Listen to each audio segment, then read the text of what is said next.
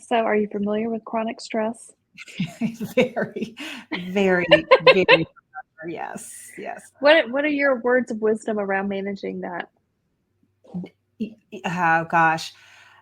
Start developing the signs of what chronic stress is, because what happens is you're going to get these signs. Like mine was, I started getting eczema on my hands, and then the eczema spread, and I had it all the way up to my elbows, and then I started getting it on my legs, and these huge patches where my skin, it was awful. It was just cracking and bleeding. That was my first sign.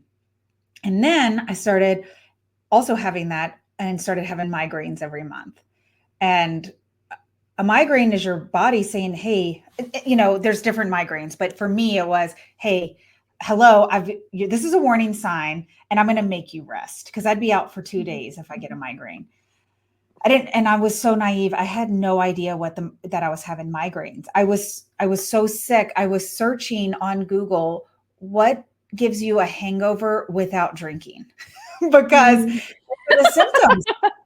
I was so nauseous. I was throwing up all day. I had this headache that just wouldn't go away. And I'm like, I haven't drank. Like, why do I feel like I'm severely hungover? And the number one thing is you're probably suffering from migraines. And I was like, oh my God, this is a migraine. I didn't even know. Anyway, I was getting these every month, suffering from eczema, and I still wasn't doing anything. I had no idea that stress was leading to me feeling this way. And then the next piece is, because I was ignoring that and suffering. I was so sick. I started developing an autoimmune disease called angioedema, and my face would swell to where I couldn't even open my eyes. I mean, just think of my face 3 times as big as it is right now.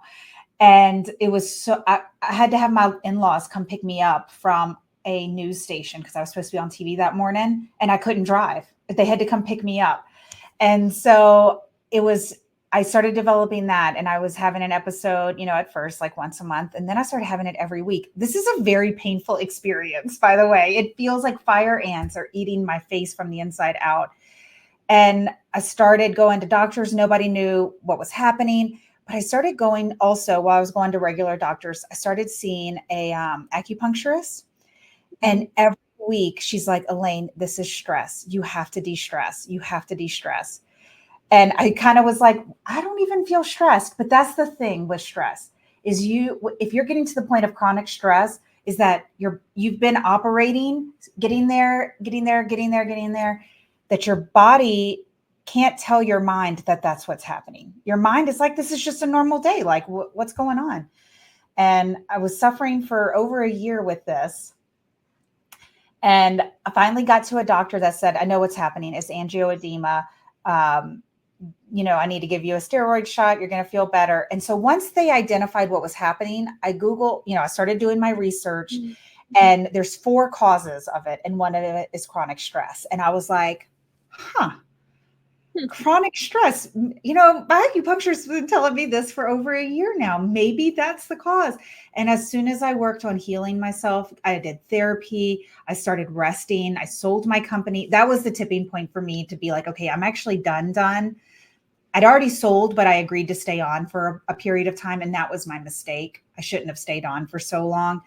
And that was like, you know what, actually, I'm done and I don't need to be here. I'm going to rest. And I would sleep for like 10 hours a day for months.